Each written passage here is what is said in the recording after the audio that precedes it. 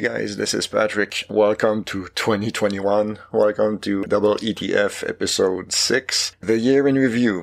I hope you guys are doing great. I did this one on relatively short notice with Josh Fitzgerald. I thought it was a pretty good episode. We covered the TV, movies, books, and of course music. So I hope you enjoy, and I'll talk to you guys next week. Thanks.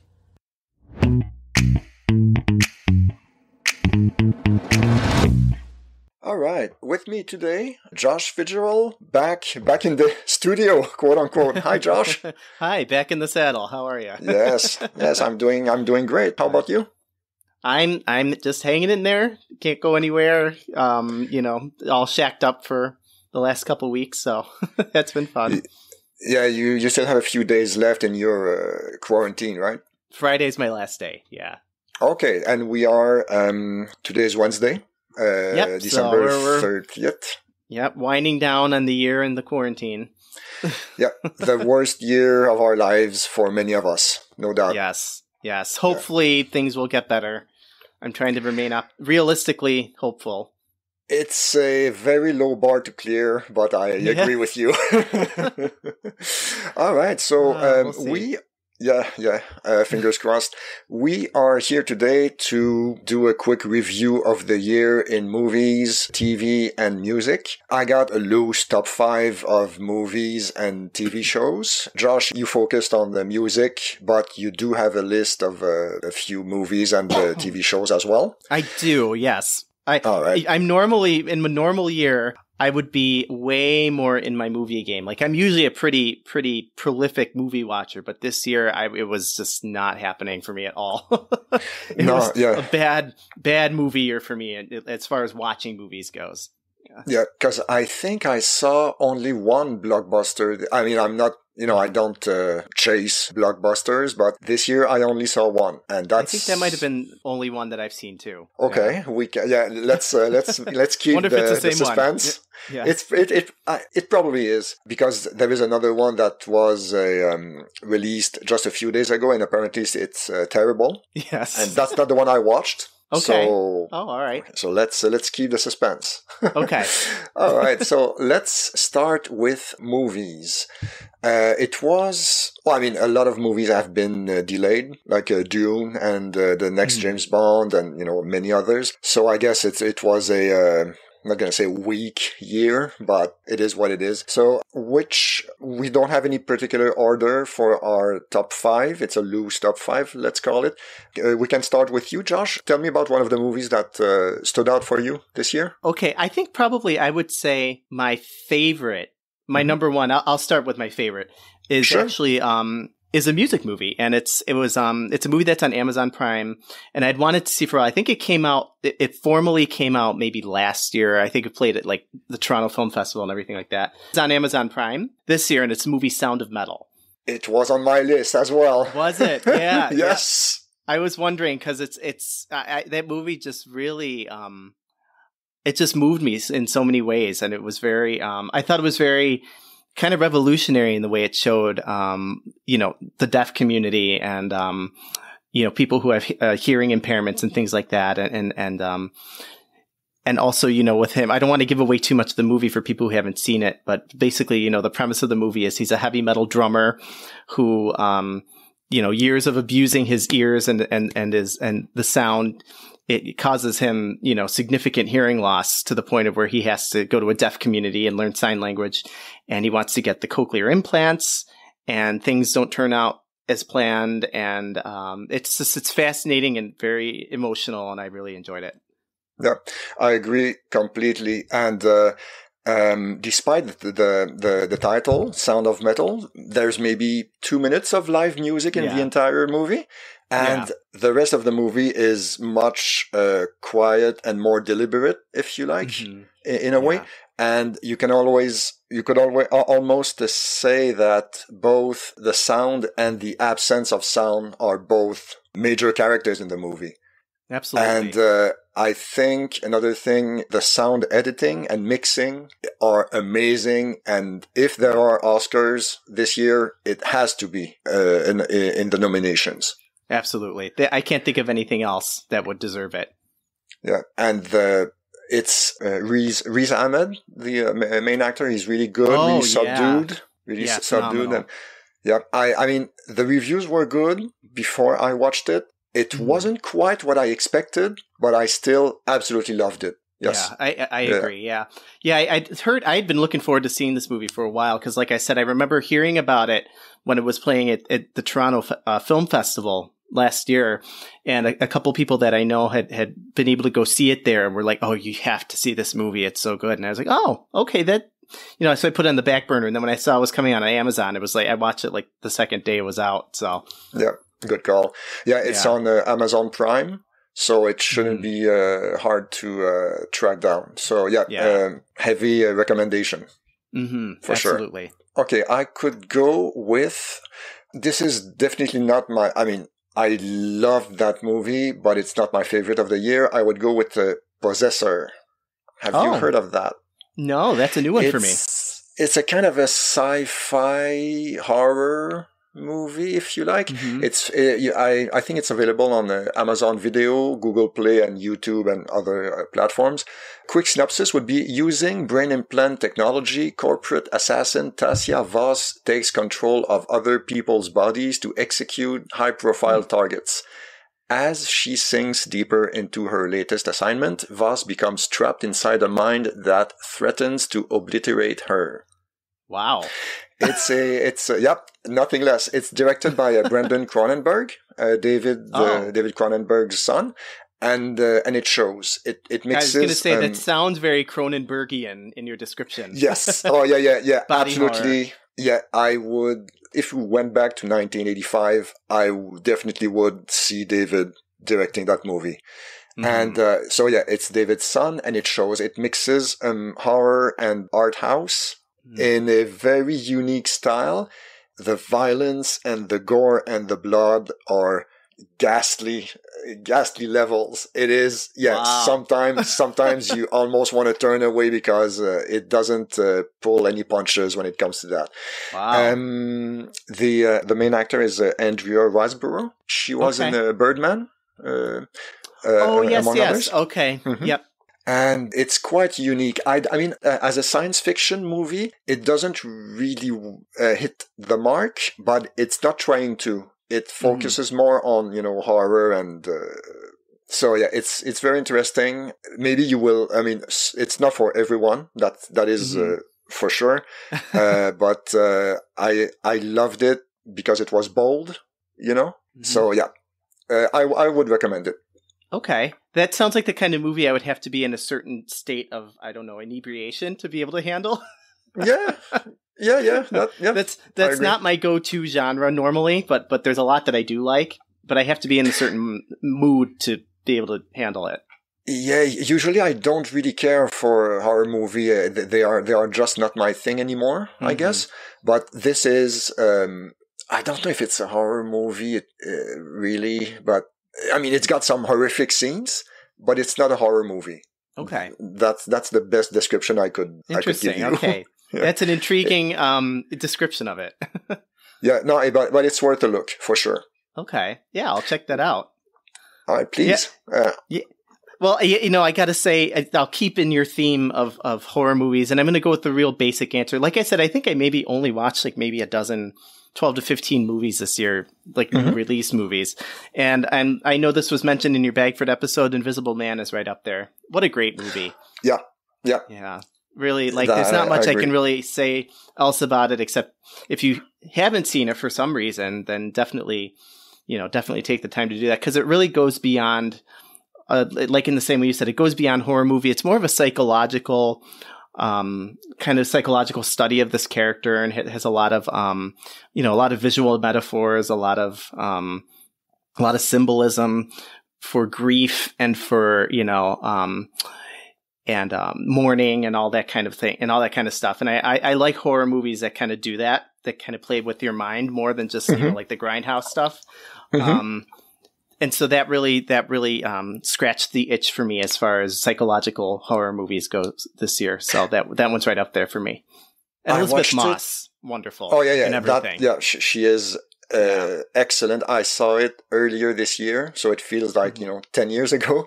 But I remember enjoying it. It almost, how can I say, it didn't make my list because I didn't remember enough of it.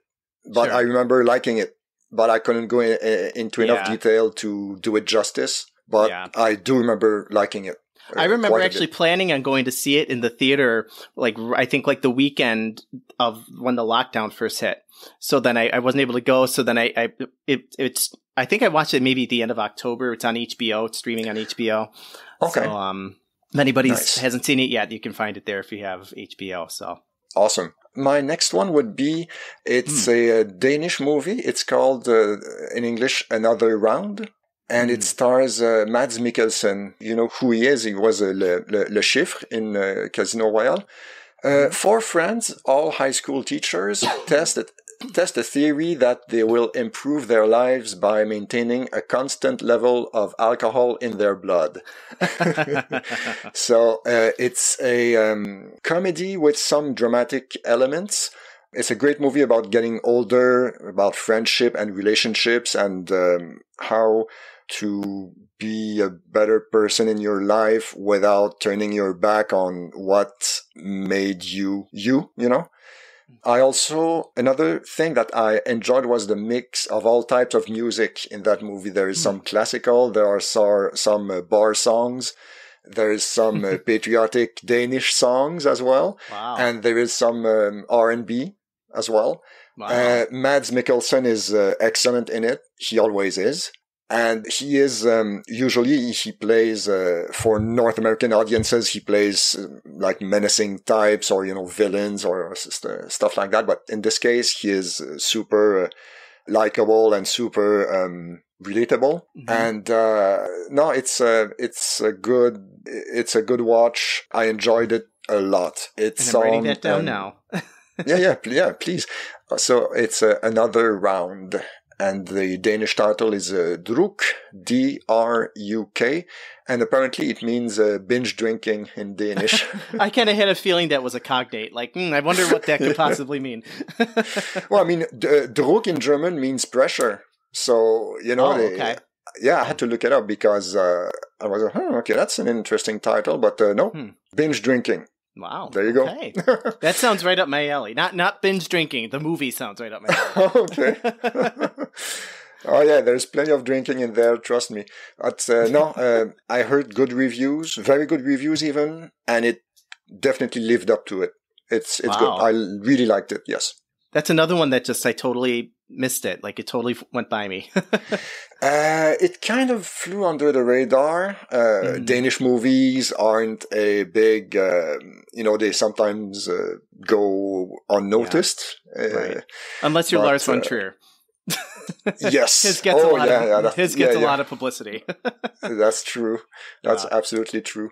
And it was directed by Thomas Winterberg, who also did The Hunt from 2012, I think. Also with Mads Mikkelsen. So there you go. Wow. Okay, so what would be next on your list? Okay, well, I'm going to say straight out that the rest of my movie selections are all documentary movies. So, sure, yeah. Again, kind of going with what I was saying about I didn't really watch many movies this year. I found just because of the state of the world and just everything that we were kind of dealing with as a society, it was hard for me to really invest in fiction, because a lot of it seemed like this is I'm dealing with bigger issues outside. I can't invest my emotions into something that seems so frivolous, but that's just me. That was just my mindset this year. But my next choice is a movie that I watched on Apple. So I got a free trial of Apple TV while I was under quarantine, just so that I have more stuff to kind of watch. And I watched a movie called Boy State, and it's a documentary. Okay. It looks like you're kind of familiar with this one. Yeah, I heard about it, but I didn't see it. Yeah, so it's kind of it's was a movie I wasn't sure I was going to like because I tend to have an allergy to movies that center around teenagers. Good call. But basically what it is, it focuses on this, it's almost like a summer camp that's funded by the U.S. government in Washington, D.C., where they give these teenagers who want to pursue like a career in either political science or go into politics in some way. And the government will like fund these kids to go to this like summer long camp where they basically learn how to start and run their own government. And there's a girls section and a boys section. And so they focus in this movie, they focus on the boys state, as they call it. And and it's really fascinating because it starts off where you think, because basically everybody in this camp is white. It's like all white people, very conservative, like very right wing. At least it comes off that way in the beginning. But as you start to go on with the movie and you start to see who they pick as the people who are going to make their decisions, you start to notice how some of that like is a facade and how it starts to crumble. And people kind of saying certain things that they believe in that they don't necessarily believe in because they just want the power. And seeing how what happens in their little teenager world reflects what's going on in the bigger picture in governments around the world. And it's fascinating. And it's a little bit of like Lord of the Flies as well. Like, watching kids stab each other in the back and, watching the power collapse. But I thought it was brilliant. And it kept me totally engrossed in its 2 hours. And just seeing all the little inner workings and machinations of politics, even on a small scale like that, is just really very fascinating. So I enjoyed that a lot. All right. So it's got two things that I probably wouldn't enjoy in movies. Okay. Teenagers and politics. Mm-hmm. But I'm with you. Yeah. It was a little bit jarring at first because, like I said, I avoid anything teenagery. Mm-hmm. but I think because they were so it wasn't like I guess the problem I have with stuff that focuses on teenagers is it tends to be very like whiny and like, oh, life sucks, that kind of thing, that annoys the hell out of me. This was not that at all. These kids were like go-getters and this is, let's do this. And I was like, okay, they have a lot of like, and one of the main kids, one of the only black characters in the movie has such a verve and personality and charisma that it totally won me over and made the movie worth watching for me. Yeah. So without giving any more away. Okay. But what made you watch that movie in the first place? It was, I did read a lot of good reviews about it, and everything else that I had already kind of like searched through on that channel did not sound very interesting to me. Okay. So it was sort of like, this might be my last resort. So I checked it out, and I'm really glad that I did. So it's not something I would probably normally gravitate towards, but I'm glad that I took the risk. Yeah. So it's Boys State. Yeah. Okay. Yeah, that's all right. Yeah. So excellent. My next one would be, I think it's on HBO Max. It's called Never, Rarely, Sometimes, Always. Oh my gosh, I forgot about that one. Yes, that is such a good movie. There you go. I totally forgot about that one. I think I saw it maybe in September or October. Two teenage girls in rural Pennsylvania travel to New York City to seek out medical help after an unintended pregnancy. Okay, so you saw it. I loved it, yes. It's very raw, and sometimes it's not an easy watch either. Right. The lead actress is from Buffalo. She's like a nobody, and she just kind of auditioned on a whim. And she's a singer, I think, right? Yep. Mm-hmm. Yep. Okay, so she's not even a quote unquote trained actor. Right. Yeah, she's in like bands and stuff like that play locally here. And wow. Yeah, it's pretty amazing. That was like her one acting gig. I don't even know if she really wants to act anymore after this movie, but she did a phenomenal job. That's amazing because so I don't know. I mean, it's not really a spoiler, but there is a one-take scene that lasts about 5 minutes, and the camera never leaves her face. Mm-hmm. You know the scene I'm talking about, and like to see her like mask of her stoic facade slowly melt away. It very powerful. Powerful acting. Especially for a non-professional, it is incredible. Yeah. And I mean, yeah, the movie also talks about like friendship and stuff like that. But if you want to go with a 1-2 punch about abortion in shitty conditions, you can combine that movie with a Romanian film from 2007, I think, called 4 months, 3 weeks, and 2 days. Yeah, you knew about that one, right? Love it. Oh, you saw that one? Okay. Yeah. That was, I mean, that was hard to watch, but it is. Yeah. It's a fantastic movie. It is. And both of them are kind of political in their own ways. You know, as far as like, yes, the right for women's choice. You know, I mean, it makes it's just so heartbreaking that if this is what it's going to be like if we don't allow women to make their own decisions, it's going to be hell. It's going to be, you know what I mean? Like both those movies are just so beautifully show that. Yeah. And one of the notes I made was, being a woman sucks sometimes. I mean, I don't know. Of course I can speak from experience, but you watch those two movies and you feel so bad for those characters. They don't, they don't deserve that. Okay. So what's next on your list? Your list? I gotta say, I kind of am. I wish I could erase one of my choices and put that one in. That was a very, very good one. All right. So, what's next on your list? Okay. Well, my next one is actually my remaining two are both music documentaries, and one of them. This one is one that I just watched yesterday, and so it's fresh in my mind. I'm like, I have to add this in, and it's the Beastie Boys story. Okay. Which is, and they're not really a band that I know all that much about. I know a lot of the hits, and I know the, I've listened to a couple of their albums, and I enjoy them fine. You know, they're not a band I would listen to all the time, but this movie was so fascinating. It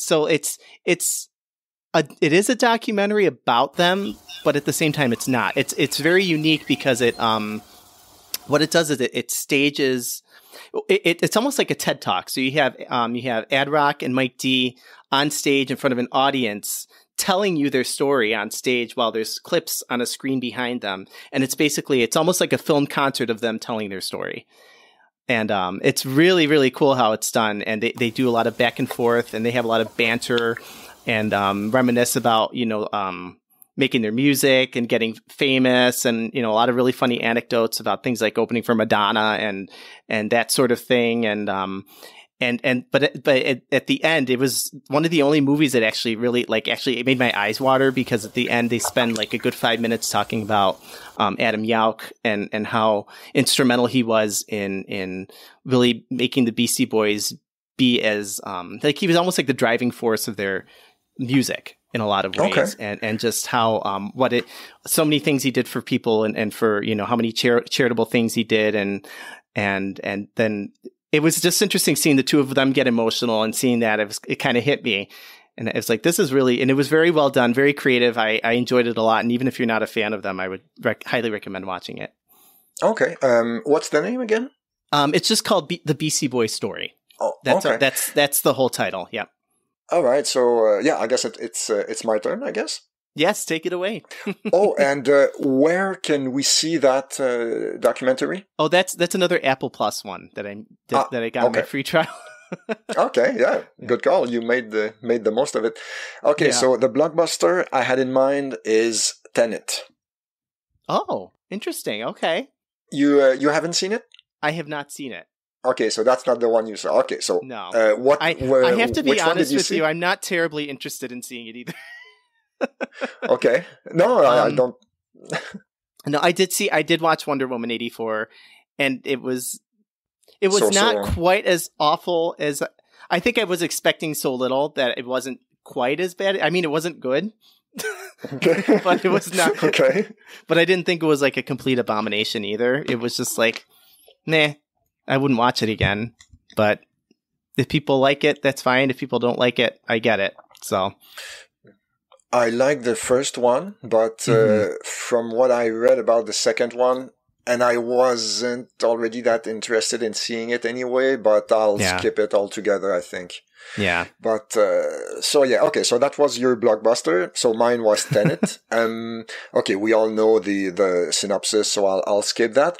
I just say, I mean, it's not my favorite movie of the year, but I know why some people didn't like it, because all the criticisms about Christopher Nolan are true here, and they are even more visible. It's a bit too long. It takes itself a bit too seriously.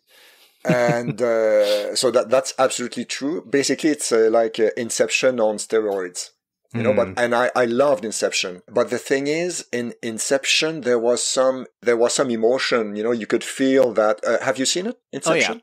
Oh yeah, I'm not a fan of. I'm not a Christopher Nolan fan. Okay. I'm not on board with anything you're describing. Oh, okay. No, that's all right. But the thing is, in Inception, there was some emotional investment. There was something at stake, because the situation with Leonardo DiCaprio and his kids, and you know, he was banned from going back into the US and all that stuff. And when you also could feel it when the characters argue at some point. Like, for example, when the Saito got shot and they had to hide in the garage and they had to, do another plan on the spot. They had to recreate a new plan, and they would yell at each other, and there was some, they were like into it. But in Tenet, it felt like just another day at the office, even though the stakes were a million times higher, and everybody's delivery was super dry. And I don't know if it was on purpose, but I think that didn't help the movie, if that makes sense, Yeah. But the set pieces are amazing. The opening sequence in a opera house in Kiev, it's a great action scene. It is a brilliant way to open the movie. It grabs you right away. Yeah, I mean, I liked it, but I think it could have been better. It could have been shorter as well, but I liked it. It's not my favorite movie of the year, though. Yeah. I have to be honest, I will probably skip it. I like Memento. That I thought was a cool movie, but everything. Oh, and Dark Knight, of course, is, a classic now, but for me, like Inception and Dunkirk, I just found them I just found them incomprehensible and so needlessly convoluted that I just checked out in both those movies. Okay. I'm kind of feeling that's going to be the same with Tenet, especially if it's that long. And I can't see myself wanting to commit to that. No, I mean, honestly, you could definitely skip it. I mean, yeah, as I said, I liked it, but it is absolutely not essential viewing. Yeah. For sure. Sure. Despite what Christopher Nolan might tell you. Oh, yeah. And he will, if he's got the chance. Yep. Do you have anything else on your list, or maybe honorable mentions or other things? Sure. I could talk real quick about, and again, not too much because you mentioned it with Bagford, but the Zappa documentary is excellent. Well worth seeing. The other really good music documentary from this year. So, and of course the Bee Gees had one out too, which was good. Yes. I have to say it was actually one of my least favorite of the rock documentaries that came out this year, even though Bee Gees are like one of my top 5 favorite bands. I have some issues with that movie, but please. Well, I just think that they kind of they brushed over some really important things that I would have liked to know more. I think the bottom line is it didn't teach me anything I didn't already know. Outside of the one thing that I really liked that it did was it's how it kind of changed the narrative about the whole disco sucks movement. Really shined a light on that and put it in a new perspective as to how evil the whole thing was, as far as, racism, sexism, all that stuff. But as far as their story themselves, I felt it kind of skirted a little bit, or just kind of, I would have liked less input from people like Eric Clapton and Noel Gallagher and more time spent on their early years and their later years. But yeah. I would definitely not recommend it, but I'd say I probably like a 7 out of 8 on it. Or 7 out of 10. I'm sorry, 7 out of 10. Yeah, I was gonna say 7 out of 8 is pretty good. Yeah. Seven right. out of 10 for me. Yeah. Okay. Sounds good. And do you remember, if anything, if you had a big disappointment when it comes to movies this year? Were you looking forward to one in particular and it turned out it sucked? Probably the only one that really qualified. Well, maybe there were a couple. On Netflix, the movie Mank came out this year, and I was looking forward to that because I love Gary Oldman. I like Amanda Seyfried. I like Citizen Kane. I do think that's a good movie. A lot of people, yes. I know that you talked about that too, and I personally think Citizen Kane it lives up to the hype. I think it's a really fascinating movie. Of course, it's not for everybody. Nothing's for everybody, but I'm kind of pro that movie. And so I was really looking forward to watching Mank, and let me just tell you, it was a chore. It felt like doing homework. I was really bored for probably 7. Well, it was just it was beautiful. The filming of it was beautiful. Cinematography wonderful. Trent Reznor's score beautiful. It was just very dry, and not a lot of didn't have a lot of dramatic thrust to it. So I got pretty bored with that one. Okay. No, but I mean that's an interesting observation, because I love David Fincher, but when I heard about that upcoming movie and I saw the trailer and all that, I was like, I'm not feeling that one at all, and I haven't seen it yet, and I just skip it, because I should be super interested, but for some reason. Nope. Yeah. And the other big problem with that movie too is if you're not familiar with a lot of what happened in old time Hollywood, like if you don't know the stories about these people, you won't know what's going on. Yeah, and that's true. So that limits your audience as it is, and not a lot of people are going to be interested. Yeah, like if you have to do extensive research before watching a movie. Yeah. You shouldn't have to do homework before you watch a movie. Yeah, exactly. And it doesn't help when watching the movie felt like homework as well. Right, yeah, exactly. Yeah, exactly. Poof. Do you have other disappointments or? Another one I couldn't get into was the new Charlie Kaufman movie that came out this year. I am thinking of Ending Things. Is that it? Yeah. And I usually am a big Charlie Kaufman fan. I just could not get into that one. It kind of just went on and on and on for me. And I adore Toni Collette. And a lot of the people in it, I just couldn't, and I don't think it's a bad movie by any stretch. I just couldn't personally get into it. And I think it came out right at a really bad time of the pandemic really going crazy. And so my head was in the game. And so I just wasn't really feeling that one. Yeah, that's another thing. With all that went on this year, some movies will just be of no appeal at all, and it's normal. I also like Charlie Kaufman, but same with Mank. I wasn't feeling it, at all. So I probably won't see it ever. That's fine. Right. and it's all good. Yep. Yeah, absolutely. I'd say for me, I had 3 disappointments. I mean, I didn't expect anything from any of those 3 movies, but there was still a fair bit of hype. And then I saw them all and I was like, yeah, that wasn't worth the hype. The first one would be The Old Guard on Netflix with Charlize Theron. Oh, okay. I haven't seen that one. It's a action-y movie. It's not bad. It's not horrible. Charlize Theron is always great. The premise is intriguing, but the script torpedoes the movie, and the bad guy sucks. The bad guy is not interesting. Yeah, you need an interesting bad guy, ideally, And for that, it's a swing and a miss. My second one would be The Midnight Sky, the latest from Clooney on Netflix as well. The script was, Jesus, I think I gave myself a concussion. I rolled my eyes so much. It was horrible. And you could see the twist from a mile away. I'm glad you told me about that, because that was actually on my queue to watch it sometime like this weekend. And maybe I'll not put it high on my list right now. Oh, I honestly skip it. I mean, Clooney is good, and the visuals are good. The premise is I could work with that. We've seen it before, like, catastrophic events and all that. That's, we know about it, but I was going to give it an honest chance. But, the script sucks. And when they, it's not a spoiler, when they played Sweet Caroline in the, International Space Station, I was like, yeah, fuck this.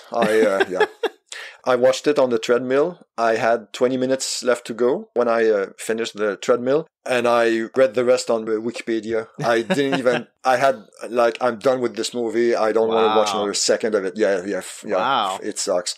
Yeah. Tell us how you really feel, Patrick. Yeah. Don't hold anything back. Don't hold anything back, yeah. And the third one would be, was it? Ava.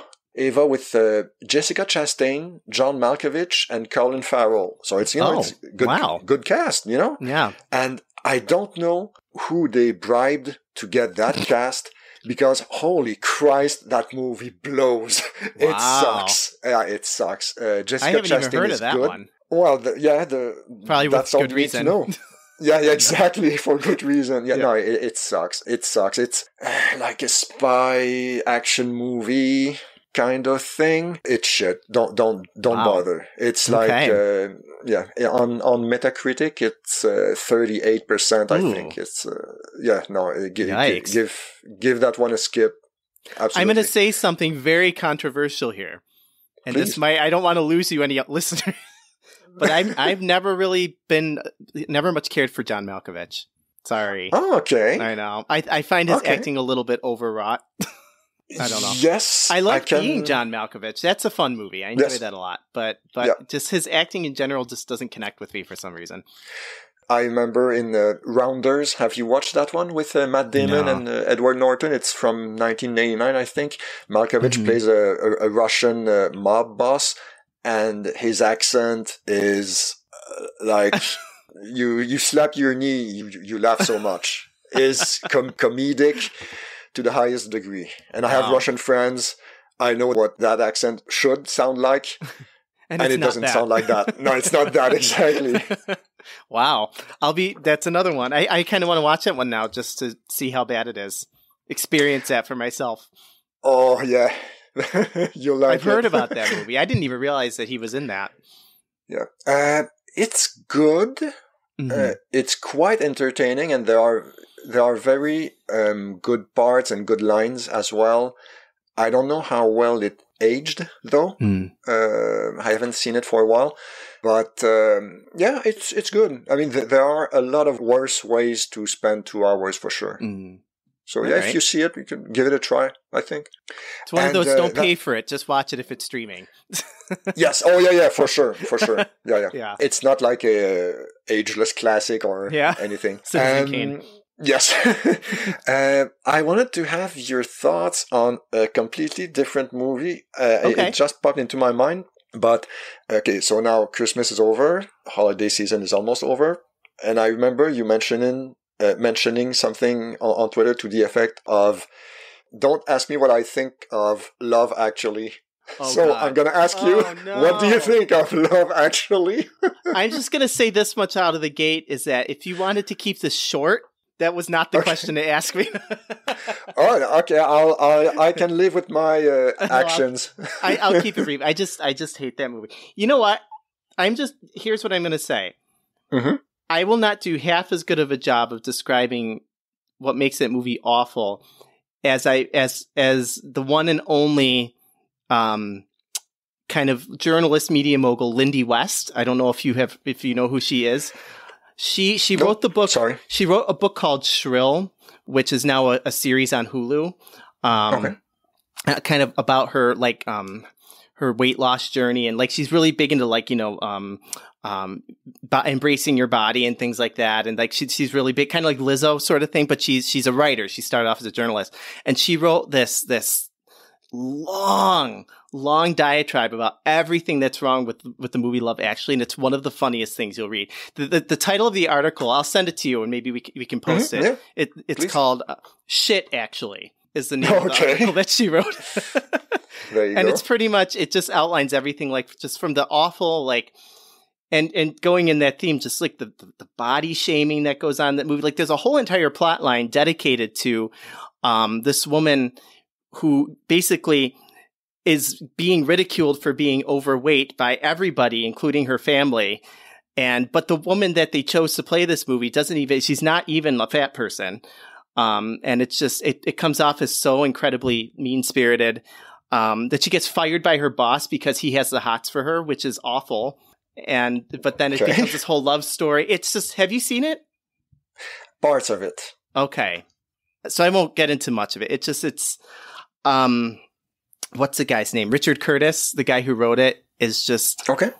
To me, he just is, I don't know why he's making movies. I don't like his style at all. I think it's because he also wrote movies like Four Weddings and a Funeral. He wrote Yesterday, the Beatles movie that just came out not that long ago. I just find him is so incredibly, just like I said, mean-spirited and unfunny, and I just don't, and not grounded in reality at all. Like I think so much of this movie is just so. It's one thing, okay, if you're going to have a movie about love and romance, it's one thing to have it be not realistic in the sense of, okay, like some people, are looking for fantasy fulfillment. That's fine. Mm-hmm. Like I'm all for that. But this is not realistic in the sense of that it's just simply bizarre the way the people in this movie, the characters treat each other, in the way they act, and the decisions they make. It just, to me, it just defies logic and just shows everything that is wrong with him and his writing. And it's now everybody's going to go and watch this because they want to. One great example is this. There's a little kid it's Liam Neeson. Yep. And his son this his wife just passed away. This kid's mom just passed away. And there's a scene where they're mourning and he's sitting outside and this kid is it's been so long since I've seen it. I just remember being horrified because this kid was crying and Liam Neeson was like, "Oh, are you sad because you lost your mom?" And he said something like, "No, it's because I'm in love," or something. And I'm like, "You're 8 years old. Your mom just died and you're crying because you're in love with some girl?" Like that's not how the world works. Yeah. Yeah. So just shit like that just makes it really awful. And I can't, and I'm sorry if people love it who are listening to this. Sorry if I ruined it for people. No, blame me. Sorry, I asked the question. Yeah, exactly. Yeah. I mean, I asked the question. If you want to yell at me. But that I'll just movie forward is from... you that article. And yeah, please. And this is from 2004, that movie, I think? Something like early 2000s, yeah. But is there any chance that Curtis got better with age? Like, did he ride the ship as he went along in his career, or I didn't it's like always Yesterday been like much, weird? So I really can't say. So I can't say that he has. Okay. Huh. I mean, I like the concept of the movie. Yes. Did you see Yesterday about when the guy who I know what when the I know Beatles what happens. don't exist or something? Yeah. And I didn't like that either. Okay. All right. No. And maybe it's just me. Maybe it's just me not connecting to his style of writing.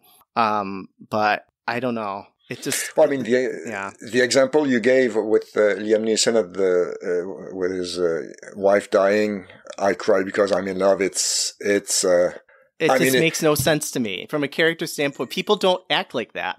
Yeah, and unless it was like absurd comedy or something, it was. And it wants to be, but it's not absurd enough to be an absurd comedy. If you want to go that, lean into it more.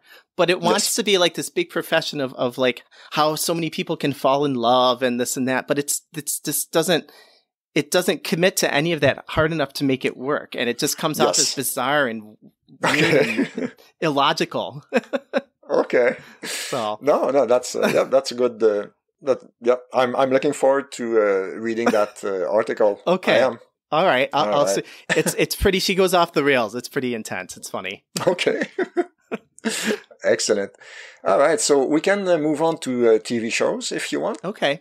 My TV show list is even skimpier than my movie list. So. Okay, no problem.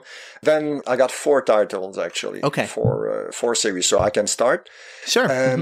I think my favorite one, to be honest, would be Gangs of London. Oh, okay. I think at some point this year, I think you asked for a recommendation for a TV series, and I mentioned Gangs of London and the other one on my list, and then afterwards I thought about it and I figured, that's probably not your type of TV series.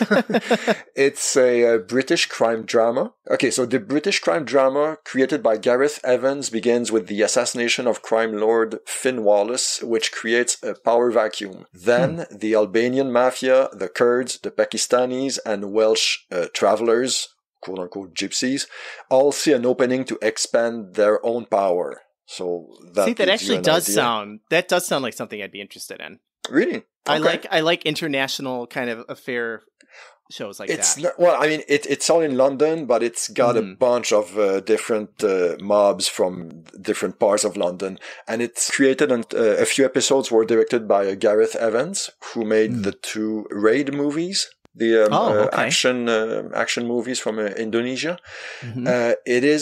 It is relentless. It is very tense. It is extremely violent because the action scenes are, if you saw The Raid. I know of it. I haven't seen it, but I know about it.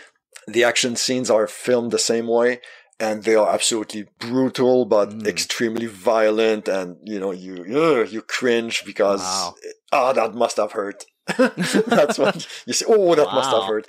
And and I don't think anyone cracks a smile during the entire series. It gives you an idea of the mood. And the cast is fantastic.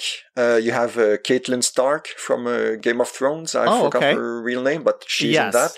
Okay. The guy from Peaky Blinders, not the main guy, but one of the brothers, the redhead, short hair. I can't think of his name. I can see his face. Yeah. His real name is Joe Cole. I remember that. Yeah, great visuals. Action scenes are exceptional. Sometimes dialogue is average, but everything else more than makes up for it. I think right now it was on Sky Atlantic in the UK, but I think in the US it's on AMC Plus, and it will be on EMC regular next year, I think. Wow. Okay. I'm on board with that. Yeah. Gangs of London. I'm going to take a 180, complete 180 on mine. And I'm going to go with a show that started as a cult show and has now become a classic, Schitt's Creek. And it's Canadian, isn't it? Yeah, it is. Yep. Nice. Dan Levy and Eugene Levy, Catherine O'Hara, that whole gang.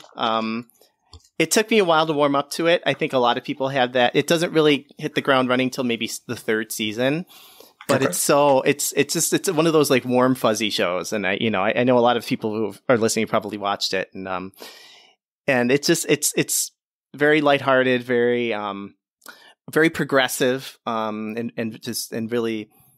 So, and I mean, that cast of characters speaks for itself, like that group of comedians is just, their perfection with all the Christopher Guest movies and everything, can't go wrong. That's true. It feels like a lot more people are talking about that series. Maybe, as you said, it took a few seasons to find its legs.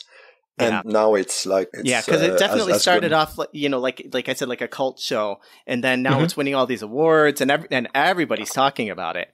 And, and I think, and also too, it also showed like an increase in quality as well.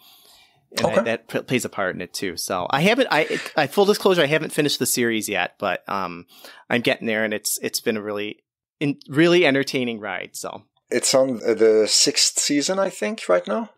Yeah, the series finale just happened this year, and I think it's season 6. Yeah. Okay. So all right. And I don't want to give anything away, but yeah, it's good. Which network is it on? In the US, we get it on Netflix. Okay. Now that you mention it, I remember seeing it on the Netflix as well. So, all right, okay, something to consider. And I just forgot one of the series I wanted to mention. Okay, so my 4 turns into a 5. Okay, so next one for me would be 000. It's on Amazon Prime. It's based on a book by Roberto Saviano, who also wrote Gomorrah, which is on Netflix. Yeah, Okay. you know about Gomorrah? Yeah. That's it. That series is insanely good. It is an international viewpoint on the drug dealing business. It takes place in Italy, Mexico, New Orleans, North Africa. Just like Gomorrah, it is extremely bleak and gloomy. Mm-hmm. And yeah, the characters are excellent. The acting as well. Andrea Riseborough is in that as well. Oh, wow. She's like the star of the year this year. yeah. From Possessor to 000. You could compare it to the Steven Soderbergh movie Traffic from 2000. Yeah. Like I rewatched that movie this year, actually. Oh, okay. So, like maybe not when it comes to tone, but when it comes to international scope, same-ish type, Anyway, but fun fact, 000 is a play on the rating system for Italian baking flour, in which 0 is the top grade. Yes, I didn't know that. Wow. That's fascinating. That is definitely something that I would want to check out. So let me write that one down too. Yes.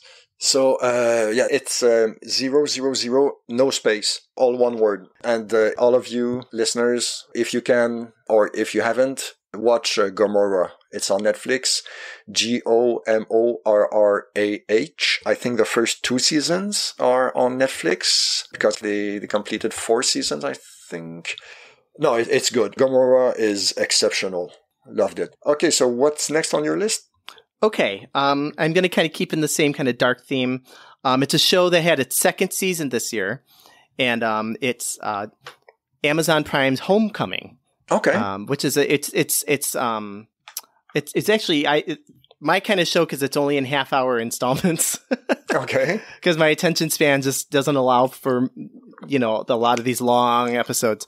And this season featured Janelle Monáe, who is only recently gotten into acting. She's kind of like an R&B hip hop star, and but she started acting with the movie Moonlight, and then she was in Hidden Figures, and now she was the lead in the 2nd season of Homecoming, and she's like she slays in this series. Like, she's so good, and I don't want to give too much away, but it's basically she's like a veteran who is supposed to be coming home, but through some again, some machinations, her memory is erased, and her relationships with some of these other people that she served with were erased, and she has to figure out what's going on, and it's a big puzzle, and all this undercover stuff of why they did that, and it's really, really good. It moves at a clip. There's only like 8 episodes, and they're each a half hour. You could easily watch it the whole thing in one sitting.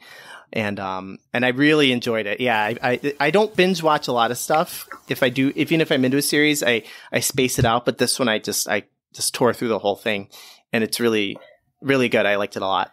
It sounds like science fiction a little bit. It's more psychological. More like psychological mystery than anything. Okay. I guess maybe it may be kind of one foot into the sci-fi world, but that's not its big thing, because it's more of like the puzzle of what happened and her relationship with these other people who were in the last season, and where she fits in with everything, and her family, and it's really interesting and very well done. Okay. So. Awesome. So that's on Amazon, right? That's on Amazon Prime, yeah. Okay. Yep. Excellent. All right.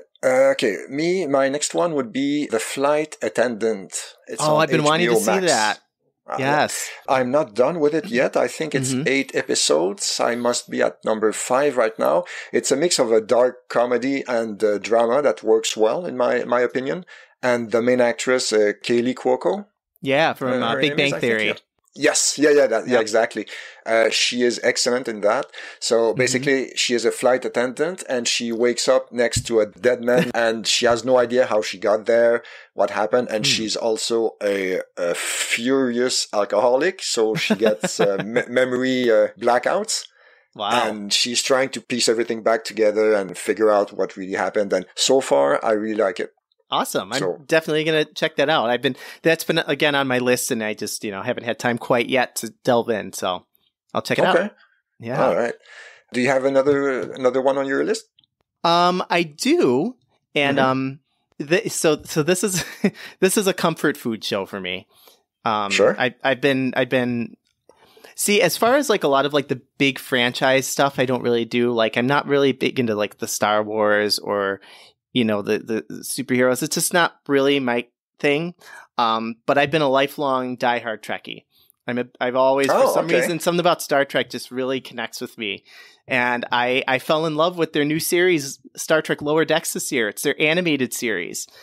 And it's really fun, and it's really it has a lot of the energy of the old series, and the animation is really beautiful. The characters are fun, and it was very comforting this year to kind of get back into they're still making great episodes of Star Trek, even though it's not the regular series, you know, that you would. It's not, you know, the Next Generation, but I enjoyed it tremendously. So to be honest, I didn't even know there was an animated series. Yeah. Yep. Just came out. Which platform or which network? CBS All Access, which is where they have Discovery and all that stuff. Yeah. So. Yeah, it's fun. You mentioned being a big Trekkie. What did you think of Picard? I thought it was good. I thought that was like another maybe 7.5 for me. The moments that I liked, I loved, but then there was a lot of also moments as well, I think, where it was almost too much plot, too much story, too many things happening. And it was kind of hard to keep track of things sometimes. That was probably my biggest criticism of it. And it didn't really, it didn't offer a lot of breathing space for me. So I kind of had to watch that in chunks because it threw a lot at you. But I liked it. It was really awesome to see a lot of the old people, a lot of the Next Generation people back in action, and bring some new blood into the mix as well. The characters were all really strong. I enjoyed it. I couldn't say that I didn't love it, but I liked it. Okay. Yeah. Have you seen it? No, I'm not as big a Trekkie as you are, I guess. Oh, okay. But I only asked because I know that you came in our Halloween game. Yeah. That tune, dressed in full Captain Picard regalia. That's true. But I mean, I was ready to give it a shot, but the early reviews I saw told me that maybe I can give that one a pass after all. You know, I already had my doubts before watching it, and then the reviews confirmed. Maybe I was biased, but I didn't bother. I think a lot of people just expected it to be exactly like the Next Generation, which you can't do. And I think people kind of wanted Picard's back, it's going to be the Next Generation all over again. Well, no, it's not. True. But I think, considering, I thought it was pretty good. So I think if you're into, I think Trekkies, who the whole Star Trek fan base is a little bit of a, it's a little bit of a toxic environment, but if you enjoy Next Generation, I don't see any reason why you wouldn't at least get something out of Picard. I wouldn't probably watch it again, but it was good. It was fine. Okay. All right. So do you know if they will do another a season 2 or? There was talk about it, but now since the pandemic, I'm not sure if they're going to follow through with that. I guess it remains to be seen. They kind of set up for it a little bit, but but we'll see. Next one on my list would be, speaking of biased, Babylon Berlin season 3 on Netflix. What's the show called? Babylon Berlin. Oh, okay. It's on Netflix everywhere. I know nothing about this one. Okay. They finished season 3. It takes place in Berlin in the 1920s. And the first season is a murder investigation. And then you get communists thrown in, and some people still faithful to the Weimar Republic. And you have this inspector who got back from the First World War, and he still got horrible PTSD. And it is, I absolutely loved the first 2 seasons. Season 3 is also good, maybe a little less, but I think it was the most expensive TV series made in Germany. Wow. So you have like, you know, the crazy years of the 1920s, you know, in Berlin, you have, you know, cabaret and the big theaters, you know, the big shows. Liza Minnelli's not in this show, is she? She could have been. She definitely could have been. I would watch it tonight. Well, actually, you have more musical parts in the first season.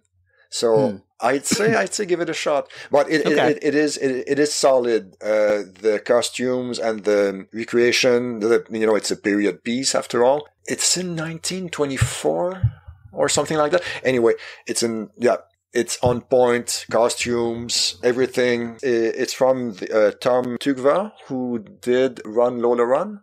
Oh yeah, okay. So there you go. Give it a shot. Babylon Berlin. It's fantastic. Wow, you watch some dark shit. I guess I do. Any comedies on your list? Flight Attendant is a dark comedy, true. let's say. Okay, let's true. Say. And I was going to mention The Mandalorian, but everyone has their opinion about it, and I won't bother. But I'll ask, this season, do you remember any disappointments? I remember watching on HBO. There was a show called. So I'm a big Mark Ruffalo fan, and he was in a show called I Know This Much Is True, where he played two characters. They were brothers, yes. And one of them who had he was I can't even remember what it was. He was mentally ill in some way, or had some kind of condition. He was schizophrenic, is what it was, and I remember starting off. The first couple episodes, I was like kind of okay with it. The episodes are long. I think most of them are like over an hour long. So that's right away. I'm like, but then the show just kind of got more and more melodramatic and over the top, and to the point of where I just kind of checked out, and I wasn't on board with what was going on after that. Okay. And same thing with the Nicole Kidman show this year, The Undoing. Yes. Yeah, that was okay. It just was a little bit much. It was a little bit too unrealistic and over the top. And her character had some issues, believability issues. And I don't know. I give it credit for trying something different, but it didn't really work.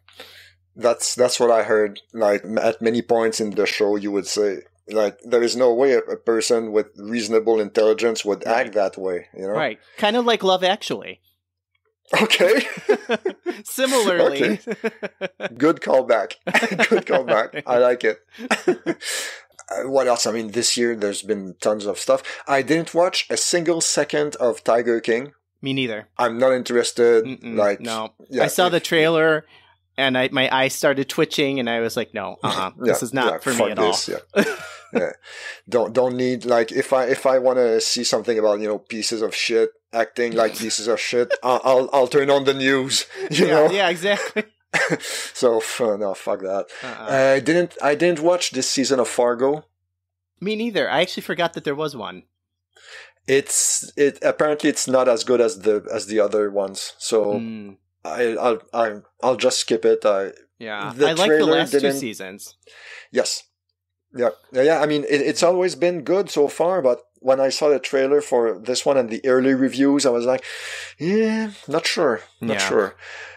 I do have to shout out one show that I was kind of into that I found out was not getting renewed. And I'm only thinking about this because Kirsten Dunst was in the second season of Fargo, and I love her. I'm a big fan of her. She was in she was in a show called On Becoming a God in Central Florida on Showtime. Okay.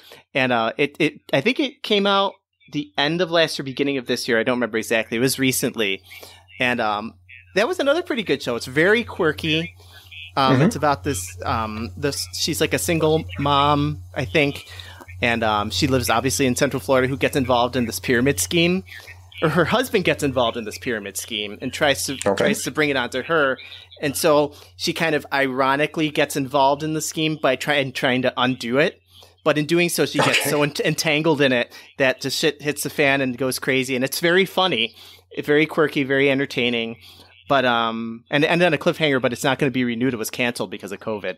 Oh, So, and she's that phenomenal sucks. in it. She's really, really good in it. And as Okay. goofy as the show can be, sometimes it's worth watching for her. Okay, so that's on Showtime. So I guess people who have a subscription, they can always watch the one season, I suppose. Yeah, it's fun. It's goofy, but it's fun. Okay. Yeah. What else? What else? I dropped Altered Carbon. The second season, I stopped after one episode. Mm-hmm. The first season was alright, but the second one didn't care. Didn't watch the season of Westworld either. Oh, I yeah, no, I stopped haven't after seen that. 2 seasons. Yeah. Raised by Wolves. Have you heard about that one? It no. was from Ridley Scott was involved, I think. I watched the first season, but I won't bother with another one. Yeah. What else? I mean, I have a bunch, but I'll cut it short. Utopia. Have you heard about it? I feel like I've heard about that, but I don't know there is anything about it. The US version is from this year, I think. Okay. But there is a UK version from a few years ago. Watch the UK version. UK version is quirky. It is funny. It is interesting. It is brutally violent at some points. But it is infinitely superior to the US version. The US version is complete shit, apparently. Okay. Yeah. Good to know. Yeah.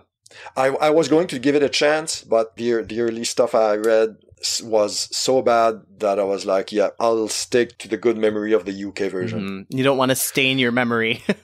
Yeah, exactly. Something like that. Books. Was there something else in the TV section, or? I think I think we can move on. Like I said, my TV watching was very sparse this year, and unless you count the reboot of Supermarket Sweep, which I binge watched. Okay. Other than that, you want to talk game shows? That was fun. Okay, I don't know anything about that. Oh, well, in the 90s, it might be a US thing. In the 90s, growing up when I was little, every night we used to watch the game show Supermarket Sweep. I don't know if you're familiar with that at all. It's where you have 3 teams and they ask you questions at the beginning. You have to get time. Every question you get right, you earn time. You start with a minute and a half, and then you can build on that. And then they give you a shopping cart, and they give you that amount of time. You have to run around the store and get as much shit as you can in your cart, and whoever gets the most stuff wins. It's really dumb and really entertaining. Yeah, I remember watching some of it, but okay, so that's how it's called. I didn't know how it was called. Okay. It was huge. It was every night after school we would watch that. It was just part of the routine. And then they rebooted it this year. So with Leslie Jones from Saturday Night Live, so that was fun. Oh boy. Okay. She's a lot. Originally, yes. Originally it was only a few years in the 90s. Yes, I think it started maybe like 1990 and it canceled maybe early 2000s. Okay. Okay. So, yeah. Huh. Yeah, right. Leslie's a lot. She's a little bit over the top, but she's funny. I mean, it works for that. It works for that show. Exactly. Can handle her in small doses on SNL, but for that show with that high energy, and gets the contestants going, it's fun. So yeah. I'll take your word for it, but but stick to the original. The originals are better, but yeah. Okay. But All right. So, did you have the chance to read any good books this year? When in first lockdown, I went through a bunch, like more than I had in a long time, which was unusual for me because I normally don't have time to read. If I'm working, I get home at 4:30, 5 o'clock, have to eat, cook dinner, get ready for the next day, blah blah blah blah blah. By that time, it's 8 o'clock. I'm done, exhausted. Yeah. So but this gave me some chance to catch up on some books, which was good. So I don't know if people are big readers. I won't spend a lot of time talking about them, but I do. There was this one book. I have it here. I know people can't see it because it's a podcast. This was probably my favorite book of the year. It's called and I read it right about the time. This was a perfect read for all the social chaos that was going on in the middle of the year. It's called How We Fight for Our Lives. It's by Saeed Jones. I read this whole book in 3 hours. In one sitting because it just took me in. And it's basically about him being kind of growing up in the inner city, black and gay. And everything that he had to deal with to overcome all the shit he faced from, being both of those things, between police brutality and not, not being accepted by family and friends and kind of finding himself and, poor education and everything, how he's like, renowned writer and debater. I can't recommend it highly enough. It was really beautiful. His story really, really touched me. And he's very funny. His writing is very funny too. So, yeah. Wow. So that was probably my favorite book of the year. Yeah. All right. Yeah. I mean, I read for my job all day long, so I can't think of a book that stayed with me. Yeah. Sorry. No, that's fine. Yeah. I figured we wouldn't spend a lot of time on books. I just wanted to highlight that one because it's one that I think everybody should give a chance to, because it was just really, the messages I think are very important and very powerful, and it's written from written from somebody who really has been through a lot. So which city was that? Was it in New York? Oh my goodness. Gosh, I should know. Oh my gosh. Let me get back to you on that. I read this like in March or April, and I don't remember exactly. I should know. Well, I mean, I'm sorry. It was in Texas. Oh, yeah, it was in Louisville, Texas. So yeah, that says a lot right there. yeah, that probably didn't help. Yeah, and he actually kind of like it was not one city in Texas. He kind of moved around a lot as a kid. A lot of it was in Louisville, but there's other cities in there as well. So yeah. Okay. All right. So we can move on to music. I'll yield the floor to you. I don't have any. No, I don't want to spend too much time on that, because music was like, how movies and TV was for you this year. That was music for me. I binged so hard on new music, because that was really the only thing really this year that kind of gave me emotional satisfaction through this whole thing. Just, finding new music, listening to all kinds of music, because it really brought me back to that, because I always was a very music-driven person. I studied music in college and everything, and so it really brought me full circle to that being really what my passion is. And I listened to so many albums this year. I could have easily done like a top 50. But wow. It was pretty ridiculous. Yeah. Okay. Like you couldn't rip those earbuds out. But the thing is, what is unfortunate about my job is, I mentioned I read all day, and when I listen to music, I cannot help it. I always try to listen to the lyrics, and it breaks my focus completely. I cannot listen to music when I'm working. I mean, I could listen to like instrumental jazz or classical or something like that, but eventually I listen more to the music than focus on my work. But for some reason, I can listen to podcasts all day while working. No problem. Interesting. Wow. I cannot explain it. I'm very much the other way. If I'm listening to a podcast, I can't focus on what I have to listen and process to what they're telling me. But like instrumental music, I'm fine. Actually, even non-instrumental music, I can usually do work with. I can grade papers or write lesson plans, because there's a routine to it. I don't have to process a lot of stuff, because I have I have a method of doing those things that I can just put on music, and then I can, But I could see if you're reading something, that would be hard to focus on both those things. I can't read a book and listen to music or have the TV on. It has to be like totally quiet. If I'm reading a book, it has to be silent.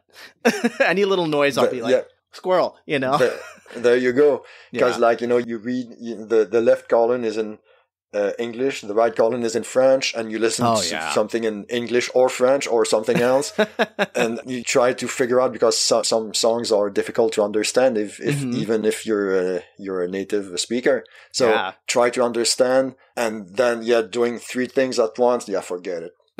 Forget it. That is really hard. That's why I don't listen to much new music or old music even. Right. When my big time to listen to music more than any other time is when I'm cooking. Like every that's like my go-to time to put music on. I put my earbuds in. And then I just, because that's my other big kind of thing too, is I've gotten really big into kitchen stuff this year. I've gotten really big into cooking, not baking. I can't bake to save my life, but but yeah, to me it goes hand in hand. Like I'll just kind of like listen to something upbeat, and it makes it go faster, and I'm more into it, and so that's when I've noticed is a good time for me to listen to music. So yeah, makes sense. So You talked about the possible top 50. We can do, if you want, we can do maybe a top 3 or top 5, or maybe we can switch it around on, disappointments of the year, or newcomers of the year, or unexpected or pleasant surprises, or, Wow. it's so much. Completely what you want. Well, like a lot of a lot of people who are listening follow me on Twitter, and I kind of made a big deal of my top 20 albums of the year on Twitter. Like I made this big self-indulgent thing because I had nothing else to do. I'm like, let's just do this hard. And that's what she said. And so I'm not going to, I don't want to go through my list because, a lot of it's there. But I think I'll do, of course we don't want to spoil anything. That's right. I think what I'll do is I'll just highlight some albums that I think, maybe were a little bit under the radar that I think people should listen to. My number one album, I can actually show you the CD. It was this album actually won the Mercury Prize in England, which is like a really prestigious music prize. Like PJ Harvey's won it a couple times and stuff like that. And it's the singer's Michael Kiwanuka, and he's like kind of he takes a lot of old school soul, but he makes it into almost like this he mixes it with rock and funk. And it's almost I kind of like compare it to think if you listen to like a Bill Withers album with very ornate production, is kind of what it's like, because he's like that singer songwriter like Bill Withers was, but he has very lavish production, and like he has like choirs and strings and all that stuff. But it's also, there's a lot of upbeat funky music to it too, and just something about it, like his voice is just so raw and emotional, and the songwriting is so catchy and well written, and the lyrics are wonderful. And to me, it was just a home run across the board. And to me, that was like heads and tail my favorite album of the year. So if anybody wants to give that a shot, have at it. The female singer songwriters knocked it out of the park this year too. Taylor Swift had 2 awesome albums. Phoebe Bridgers was another one who had a really good album.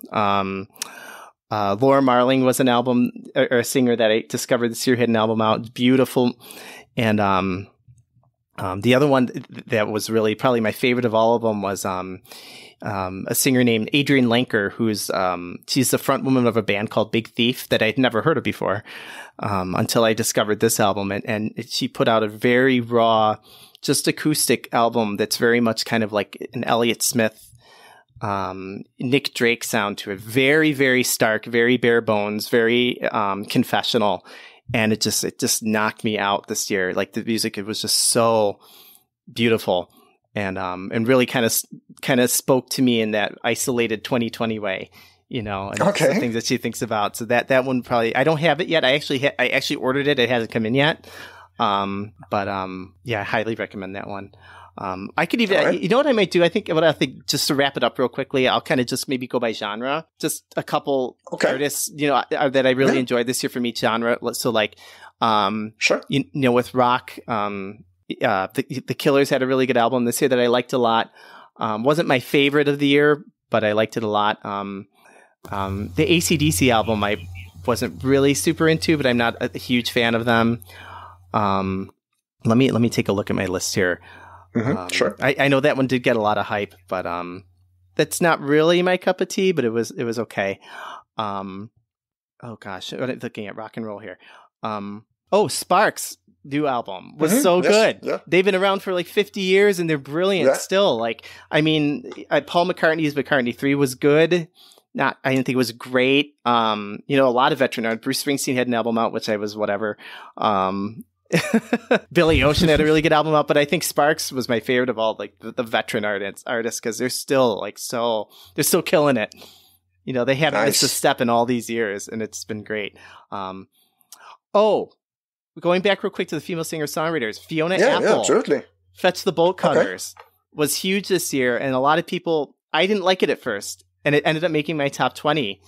It really, really grew on me because it's so weird and unusual, and it's not a smooth album at all. It's very messy and chaotic, but once you know where it's going, the melodies really stand out, and her vocals on it are some of the best I think she's ever done. So Oh, wow. I wanted to touch on that because a couple people mentioned on my Twitter that they were surprised that one made my list. So that's why I wanted to mention that one. Okay. Also, as far as rock goes, Haim put out a really good album this year, the girl band Haim. It was a great year for R&B and hip hop too, like the one I just mentioned. Also, Thundercat, who's an incredible bass player, put out a really, really good album this year. Nice, it's like a short half-hour banger of an album. The title is "It Is What It Is." So if you're into that, I recommend that. Same thing with the Run the Jewels album. Same thing. Very political, but really, really good. Loved that one a lot.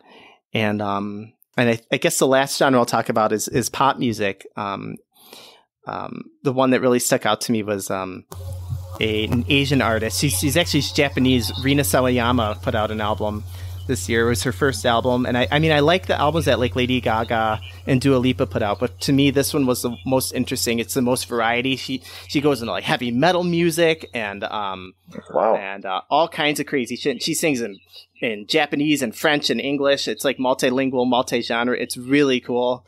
The songs are super catchy. I just loved that album. So that's probably my pop album of the year. So I'll leave it at that. Do you remember any new albums that really disappointed you? Yes. Probably my biggest disappointment. One of my favorite singer-songwriters of the modern era is Sufjan Stevens, who he kind of became famous recently for doing the soundtrack for Call Me by Your Name, and he also did he started a series of albums that he never completed, where he was going to do an album for all 50 of the United States. He only got through like 2. But his, very ambitious, but his songwriting is so beautiful and excellent. And but he put out an album this year called The Ascension, which was just not great. He went real hard on the electronica and synths and it doesn't have the same. I prefer him when he's more organic, when he uses, when he's more like acoustic and has little touches of, like woodwinds and brass and stuff like that, as he normally does. And he went way hard into the electronica for this album, and I just wasn't that interested. I didn't find it very melodic or engaging, and so that was kind of a bummer. My other big one too, and I think this album might grow on me a little bit more. I think it's more the idea of it that I was sort of confused by. Another Stevens, actually, Cat Stevens. Okay. And maybe another one of my top 10 favorite artists of all time. This year was the 50th anniversary of his album Tea for the Tillerman, which is known as one of like the best folk albums ever. And so he decided that he was going to remake the whole album, like re-record all the songs from start to finish and put it out, and he called it Tea for the Tillerman too. And of course, it's probably a bit of a fool's errand to do something like that, because it's never going to be as embraced as the original was. No, for sure. And you would need. Sorry, I'm cutting you off. Sorry. No, you're fine. Unless he would be able to completely reinvent the songs, and I think maybe a cover would do a better job. Yeah, I think so. And so it wasn't bad from what I heard. I only listened to it once. Some of it was bad. Some of it I wasn't into, but I think it was just like the conceit of doing something like that was kind of like, why are you doing this? But I'm going to try and listen to it again, and I think I might warm up to it a little bit. I'm going to try not to be as judgmental about it, and maybe I'll warm up to it. But I just thought the idea of doing that was a little bit pretentious, and yeah. What about the reviews for that album? What were they saying? They were like lukewarm, and they all kind of agreed that it was a little bit unnecessary when we have the original, that we all know and love. Yeah. But, all right. I'm trying to think of a new category to end on a upbeat note. Oh no. Yeah, I got one. New artist. Favorite new artist this year for you? Wow. New as in like they just like their first album is this year? Yes. Yeah. Okay. Yeah. I'm going to go with, in keeping with the theme of this book I talked about, I'm going to get political. Probably, it's a R&B hip hop band called SAULT, spelled SAULT, kind of like short for assault. And they put out 2 ass-kicking albums this year. One came out, they're both untitled. And the first one came out right at the time of the whole Black Lives Matter movement. And all their songs are about, injustice and racism and how to fix it. And the songs are fucking bangers. The songs are just so good. Wow. The beats, it's a lot of like Afro beat and very percussive, which I really love. I love music that features a lot of percussion in it. And so that immediately hit my ears. And then the message behind it is also awesome. But they put 2 of those albums out this year. And what's interesting about them is nobody knows what they look like. Nobody knows who's in the band. They keep anonymous. Which I think is kind of interesting, and it doesn't come off as gimmicky or anything, but it's I think they just want to keep a low profile, maybe just for safety reasons, because their music is so political and they're so, and it's so raw that maybe just for reasons of their own protection, they don't want to put themselves out there as we're this band that made these albums. But they were 2 of my favorite albums this year. And I think they're probably my favorite new band to come out of 2020. Nice. Okay, so we don't know where they're from either.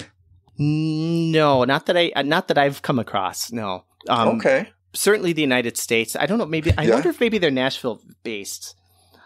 Talk amongst yourselves while I verify this, but because now you got me curious. Let me see if I can figure out where they're from. Oh, I was wrong. They're British. Wow. Oh, wow. Okay, that's interesting. That's very interesting. Okay, I'm on their Wikipedia page. It says SAULT are I'm not going to be able to pronounce this word. A pseudonymous British music collective that's a mixture of R&B, house, and disco. Despite their critical acclaim, they eschew interaction with the media, and they frequently foreground Black-centric issues. So that's their description in Wikipedia. So, yeah. So interesting. That kind of twists things a little bit, but yeah. Yeah, but they're great. Their music is intriguing. Just awesome. Okay. So I recommend either one of the 2 albums that they put out. The other one I think came out like October. Both are untitled. Yeah, both are untitled. Well, they both have parentheses. One is like untitled parentheses rise, and the other one is untitled parentheses. It's a different word. I don't remember. But sit. Yeah, exactly. Yeah. Yep. All right. Okay, but that's something to look out for sure. Yeah. If that sounds like something you're into, then definitely check it out. Like if you like the Run the Jewels album, then you'll love that too. So. All right. Okay. So yeah, that covers. I guess that covers the 2020 in review. In a nutshell. In a nutshell, yes. So thank you, Josh, for being with us today. Thank you so much for thinking of me to do this. I'm honored that you would consider me to do this episode, and it was always a pleasure. Always a pleasure. And likewise, Patrick. I'm really loving every episode. Thank you, everyone, and we will talk again soon. Bye. Yes, talk again soon. Bye. Thank you.